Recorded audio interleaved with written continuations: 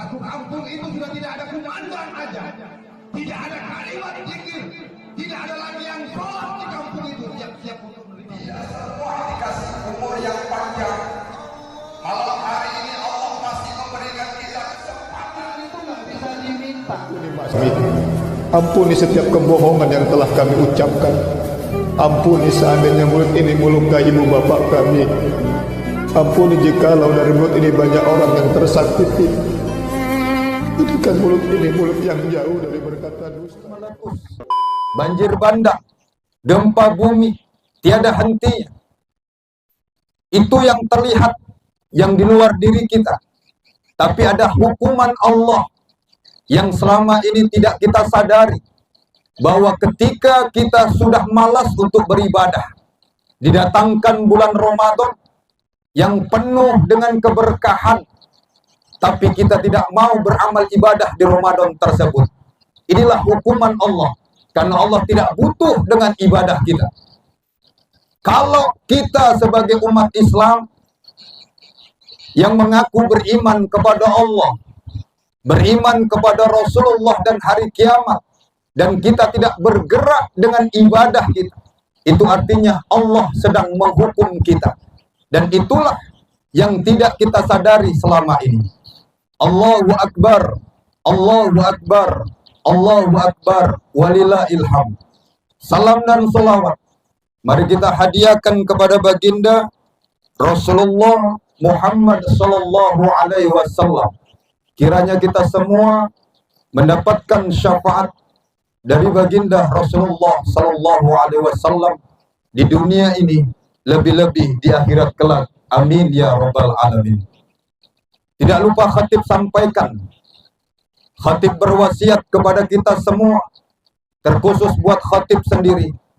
Marilah kita selalu bertakwa kepada Allah Subhanahu wa taala dengan benar-benar takwa, menjalankan perintah Allah, meninggalkan segala apa yang dilarang Allah Subhanahu wa taala. Dan saudaraku, inilah tujuan akhir mengapa Allah Subhanahu wa taala memerintahkan, menyuruh, mewajibkan bahkan kepada orang-orang yang beriman melaksanakan puasa di Ramadan. Tujuan akhirnya sama kita ketahui adalah la'allakum tattaqun. Tujuan dari kita diperintahkan untuk berpuasa di Ramadan ini adalah agar kita bertakwa kepada Allah Subhanahu wa taala. Baik takwa secara zahirnya, lebih-lebih yang dilihat Allah dan Rasulnya, takwa secara batinnya.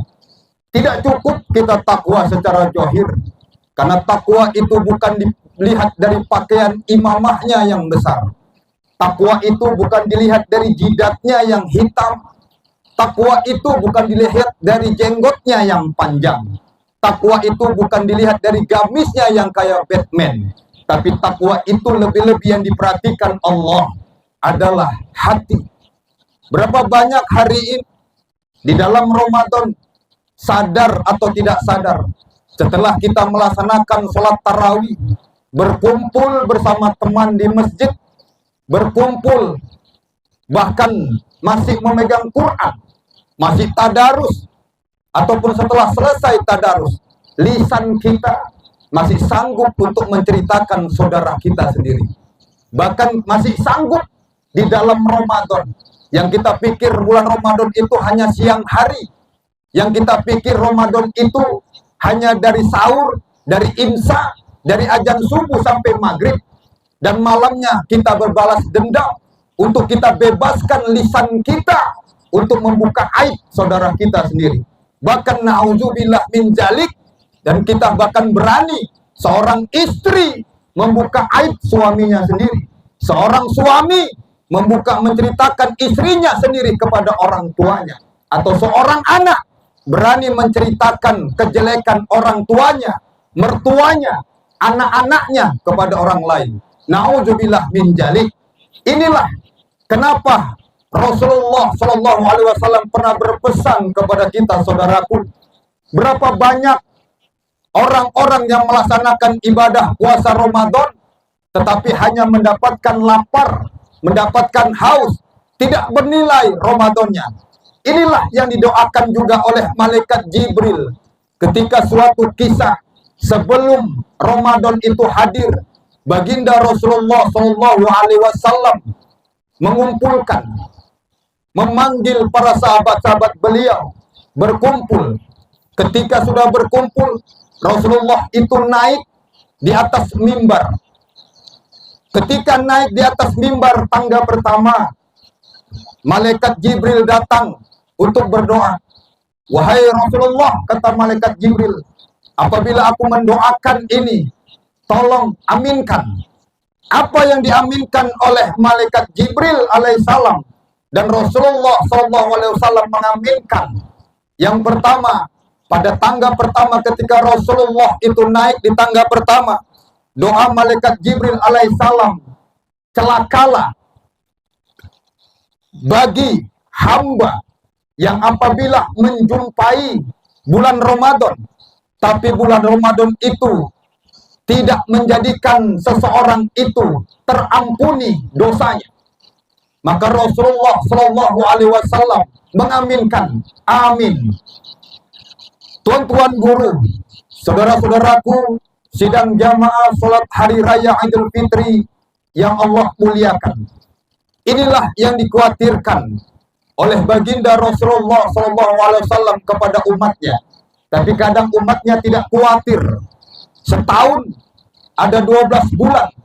Selama 11 bulan itu kita berbuat dosa kepada Allah. Dosa kita bertumpuk-tumpuk, tapi kadang kita tidak sadar bahwa dosa kita yang sering kita meninggalkan sholat, anggap remeh kepada panggilan Allah, anggap remeh kepada panggilan azan. Padahal walaupun muadzin yang berkumandang, hakikatnya Allah Subhanahu wa Ta'ala yang panggil kita karena Allah masih sayang kepada kita. Coba kita perhatikan, lihat diri kita pagi hari ini, dalam kesempatan yang berbahagia ini. Berapa kali kita sudah meninggalkan ibadah sholat dan tidak memenuhi panggilan Allah? Berapa kali kita melakukan dosa yang kita hari ini masih saja melakukan zina, mabuk-mabukan, judi, tanpa peduli dengan taat kepada Allah Subhanahu wa Ta'ala. Pantas saja Allah Subhanahu wa Ta'ala menurunkan azab di mana di seluruh wilayah di negeri yang kita cinta ini. Salah satunya adalah bukan hanya maksiat mabuk-mabukan, bukan maksiat karena judi, tapi yang paling besar adalah kita sudah membuat Allah cemburu kepada kita. Ini dosa yang tidak diampuni oleh Allah.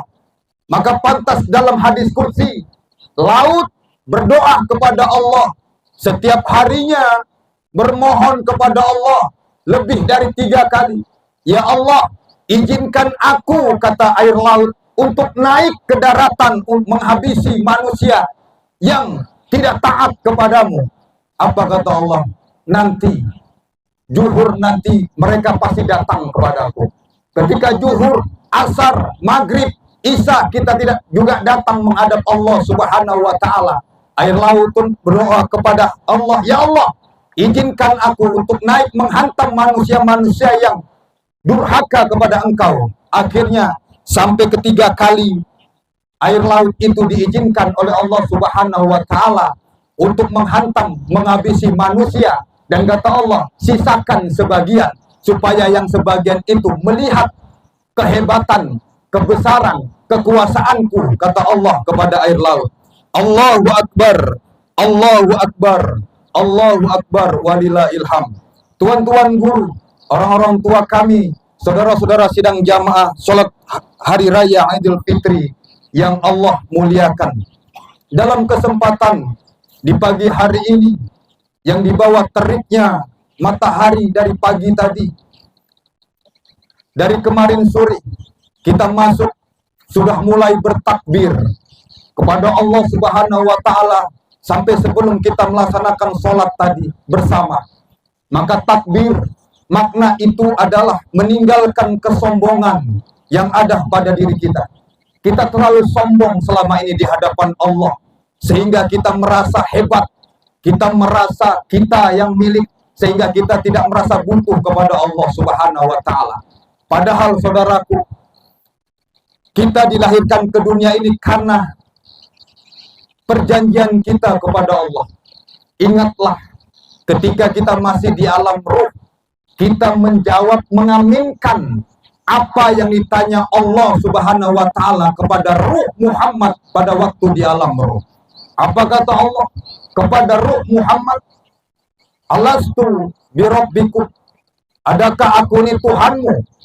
Maka pada waktu itu ruh Muhammad sallallahu alaihi wasallam pun menjawab, qalu bala syahidna, iya, kami akan menjadi saksimu ya Allah. Maka kita di belakang ruh Muhammad pun mengikut, amin. Maka dari sejak dulu, sebelum di dunia ini juga saudaraku, kita sudah berimamkan, merujuk bahwa imam kita adalah baginda Rasulullah sallallahu alaihi wasallam. Kalau pada waktu di dunia ini kita lari dari Rasulullah sallallahu alaihi wasallam, berarti kita lari dari kodratnya Allah Subhanahu wa Ta'ala. Siapa yang ikut mengaminkan pada waktu di alam ruh adalah orang-orang yang beriman kepada Allah, kecuali ruhnya orang-orang musyrik, kecuali ruhnya orang-orang munafik, kecuali bayang-bayang ruh itu, yaitu setan-setan dan jin-jin yang tidak mengaminkan. Pada waktu menjawab itu, ruh Muhammad SAW pun sujud kepada Allah, dan kita pun ikut sujud kepada Allah mengikut ruh Muhammad SAW. Maka hari ini kita yang sudah sholat, yang kita berkumpul hari ini di dunia, sebenarnya mengulang peristiwa pada waktu di alam ruh yang sudah kita pernah lakukan pada waktu di alam ruh. Kalau hari ini kita sujud, artinya di alam ruh dulu kita juga sudah sujud mengikut Rasulullah Sallallahu Alaihi Wasallam. Karena kita juga ada di dunia ini karena nur Muhammad Sallallahu Alaihi Wasallam. Kita ada, orang tua kita ada karena nur Muhammad Sallallahu Alaihi Wasallam. Bahkan Nabi Adam alaihissalam juga ada karena nur Muhammad Sallallahu Alaihi Wasallam. Maka dengan alasan apa lagi kita tidak cinta kepada Nabi Muhammad Sallallahu Alaihi Wasallam? Dengan alasan apa lagi kita tidak mau mengikut apa yang diperintahkan Allah pada waktu itu? Rasulullah Sallallahu Alaihi Wasallam beribadah, sujud kepada Allah Subhanahu wa Ta'ala. Hadirin, karena dengan janji inilah saudaraku, kita dilahirkan dan dimasukkan ke alam rahim. Alam rahim itu waktunya 9 bulan 10 hari. Dikandung, yang memiliki rahim itu hanya ibu, tidak dimiliki oleh seorang laki-laki. Pada waktu alam rahim, seorang bayi juga masih terus berzikir, menyebut nama Allah.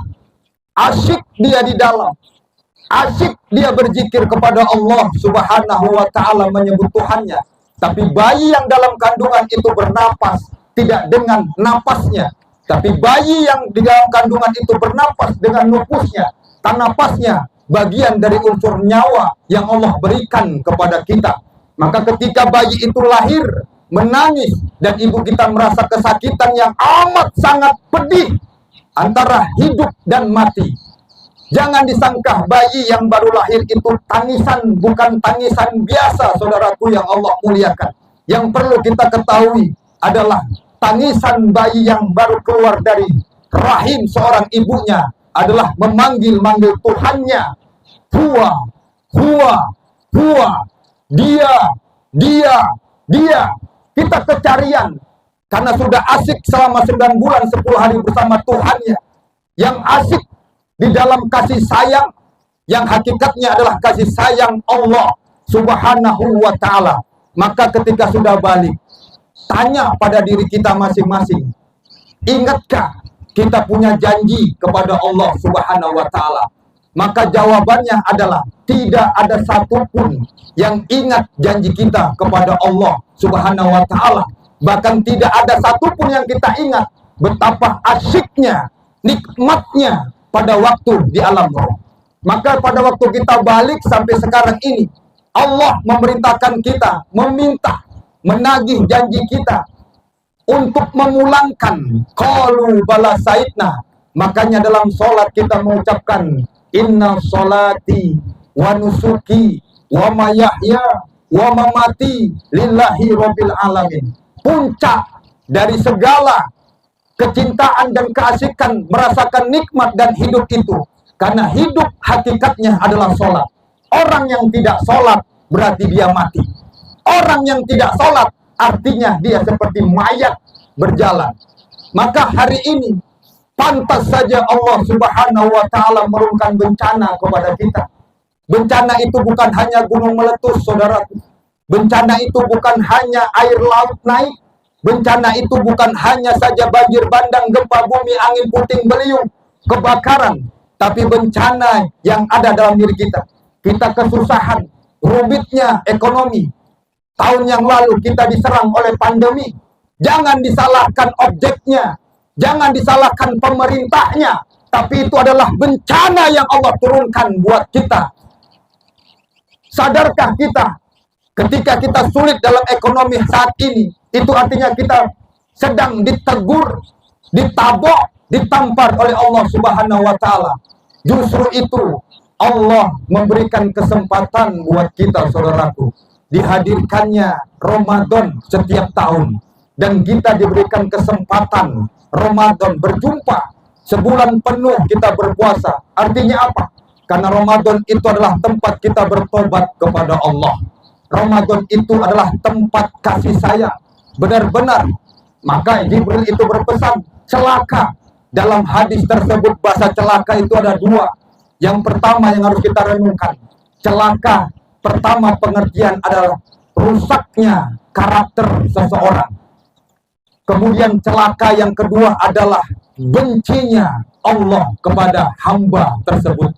Maka jangan sampai Allah itu membenci kita ketika kita malas beribadah. Artinya Allah sudah tidak butuh lagi kepada kita, karena kita sudah melengah-lengah, sudah memundur-mundurkan untuk taat kepada Allah Subhanahu wa Ta'ala. Allahu Akbar, Allahu Akbar, Allahu Akbar, walillahil hamd. Tuan-tuan guru, saudara-saudaraku, sidang jamaah salat hari raya Idul Fitri yang Allah muliakan. Kemudian Rasulullah naik ke tangga kedua. Jibril pun berdoa, celakalah bagi seorang hamba yang apabila menjumpai kedua orang tuanya atau salah satunya masih hidup, masih ada, tapi keberadaan orang tuanya menyebabkan anak tersebut masuk ke dalam neraka. Dan Rasulullah mengaminkan doa Jibril. Tadi khatib sudah berpesan, sudah mengungkapkan kepada kita, celaka itu artinya kita dibenci. Hari ini yang apabila orang tua kita masih ada, saudaraku, setelah kita sholat Idul Fitri pulang dari sini, mumpung orang tua kita masih ada, jangan sampai durhaka kepada orang tua. Sambut, ambil tangan mereka yang dulu tangan mereka itu masih kuat untuk menggendong kita. Ibu kita masih sanggup untuk mengurus kita. Hari ini mereka sudah tua. Ibu kita, ayah kita sudah ujur, sudah menjelang tua. Karena tahun depan, jangankan tahun depan, bulan depan, jangankan bulan depan, seminggu, besok, atau 1 jam lagi, belum tentu kita masih bisa bersama dengan orang tua kita.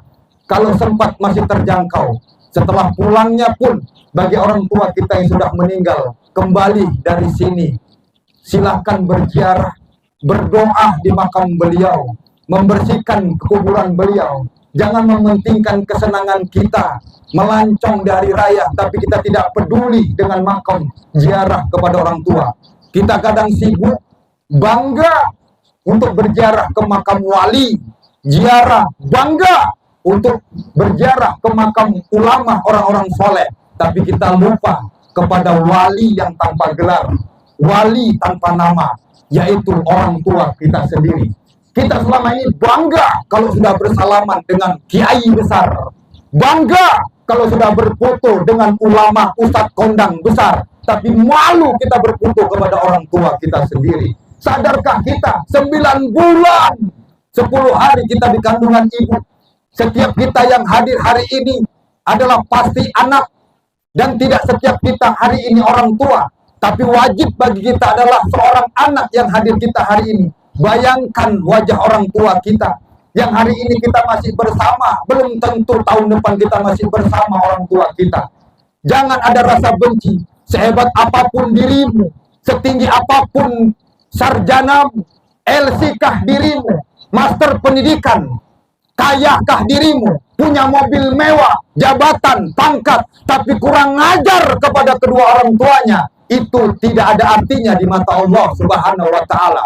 Sehebat apapun tahajatmu, sehebat apapun puasamu, setelah puasa Ramadan 30 hari, kita menyambung Syawal 6 hari, Senin Kamis sampai puasa Daud setahun, tapi kurang ajar dan tidak peduli dengan kedua orang tuanya, bahkan berani memenjarakan orang tuanya. Berapa banyak hari ini saudara-saudaraku yang Allah muliakan, kita lihat di berita, bahkan mungkin di wilayah kita sendiri hari ini, tetangga kita kah, atau adik kita sendiri kah, atau kerabat kita yang sanggup memasukkan orang tuanya di panti jompo, yang sanggup memenjarakan, dimasukkan orang tuanya, ibunya di pengadilan. Na'udzubillah min jalik, na'udzubillah min jalik. Maka pesan khatib dalam kesempatan hari ini, mumpung orang tua kita yang masih ada di rumah, yang mungkin hari ini mereka tidak bisa untuk bersama sholat id di lapangan bersama kita, pulangnya dari sini, mereka duluanlah yang kita sambut tangannya, peluk, bila perlu cuci kakinya, minta maaf, dan hilangkan rasa benci kita kepada orang tua.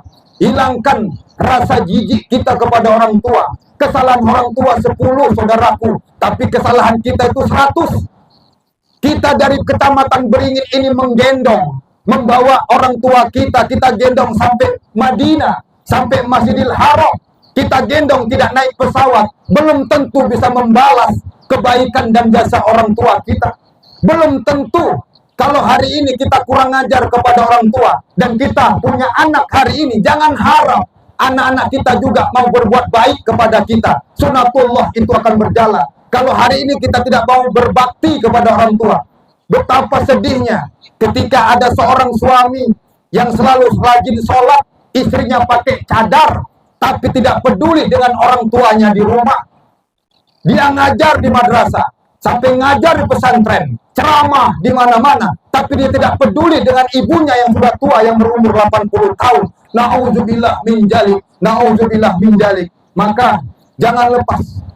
Doakan kalau ada harta kita hari ini lebih, umrohkan, daftarkan mereka haji. Kalau kita tidak punya harta lebih, maka semampu kita untuk memberikan nafkah. Karena seorang suami, saudara-saudaraku yang Allah muliakan, yang harus diketahui oleh seorang istri hari ini, biarkan suamimu, suami ibu-ibu, suami para istri itu untuk memberikan nafkah orang tuanya. Karena ketika walaupun seorang laki-laki itu sudah berumah tangga, seorang laki-laki itu sudah punya istri, tanggung jawabnya itu ada 2, orang tuanya dan istrinya. Jangan dimarahi, jangan dipermuti ketika suami, ibu-ibu sekalian yang sudah punya suami untuk berbuat baik kepada orang tuanya. Allahu Akbar, Allahu Akbar, Allahu Akbar, walillahil hamd. Tuan-tuan guru, sidang jamaah, sholat hari raya Idul Fitri yang kami muliakan. Maka dalam kesimpulan, pada pagi hari ini yang penuh rahmat dan bahagia, kita renungkan bersama-sama dengan kesimpulan, terlalu banyak dosa kita kepada Allah. Allah masih memberikan kesempatan buat kita sampai detik ini. Karena sekali lagi, para ustadz sering memberikan kepada kita, waktu kita ini terbatas. Walikulli umatin ajal, terbatas. Kalau ajal itu sudah datang, tidak bisa lagi dimundurkan, tidak bisa lagi dimajukan. Mumpung Allah masih memberikan kesempatan buat kita, bertobatlah kepada Allah Subhanahu wa Ta'ala, dan sama-sama kita berdoa kepada Allah, kiranya puasa yang kemarin selama 30 hari sebulan penuh yang kita laksanakan, amal kita, puasa kita, tahajud kita, duha kita, tadarus kita, hafalan Quran kita di Ramadan kemarin diterima oleh Allah Subhanahu wa Ta'ala. Dan yang kedua adalah ketika hari ini kita masih mendapati kedua orang tua kita, jangan sia-siakan sebelum mereka pergi meninggalkan kita. Nyesal itu tiada guna. Kalau hari ini mereka mendoakan walaupun secara diam-diam, duduk di kursi yang mereka biasa duduk di sana, tapi ketika beliau tidak ada, saudaraku, kecarian. Kalau hari ini kadang-kadang kita masak masakan mereka, tapi ketika mereka tidak ada, apa yang mau kita kenang-kenangkan? Tidak ada kita lihat di lemari, karena tidak ada yang masak. Tangan yang kita cintai, yang mengurus kita dari kecil, bahkan kadang-kadang sampai sekarang, sampai dia berumah tangga pun masih diurus, dibiayai oleh orang tuanya. Sadarkah kita? Maka tidak cukup mau berapa miliar pun untuk membalas kebaikan kedua orang tua kita. Minimal kita mendoakan, Allahumma firli wali walidayya warhamhuma kama rabbayani shaghira. Kalau orang tuanya yang sudah meninggal, ziarah yang masih terjangkau, bacakan, ucapkan salam, assalamu alaika ya ahlal kubur. Kemudian bacakan Al-Fatihah di makam beliau, bacakan Al-Ikhlas 3 kali, bacakan Al-Falaq, An-Nas di makam beliau, dan berdoalah supaya Allah mengampuni dosa-dosa kedua orang tua kita. Allahu Akbar, Allahu Akbar, Allahu Akbar, walillahil hamd. Terakhir, maka dalam momen hari raya, bulan baik, hari baik, di hari ini 1 Syawal 1444 Hijriah, mari ambil kesempatan yang mungkin kita banyak salah kepada teman-teman, kepada saudara, kepada kerabat, kepada tetangga. Jangan sombong, minta maaflah, karena salah satu ciri takwa kepada Allah Subhanahu wa Ta'ala adalah saling memaafkan, mau meminta maaf dan mau memaafkan kesalahan orang lain. Ketika kita hari ini mengaku takwa, tujuan akhir dari puasa la'allakum tattaqun, dan sombong untuk tidak meminta maaf atau tidak mau memaafkan, kita tidak termasuk dalam la'allakum tattaqun tersebut.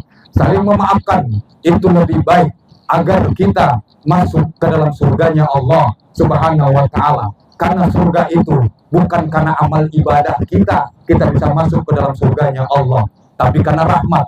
Silaturahim itu adalah untuk mengundang rahmat atau kasih sayang. Mari kita sambung silaturahim kita kepada orang tua, kepada mertua, kepada kerabat, kepada guru, kepada sahabat-sahabat selain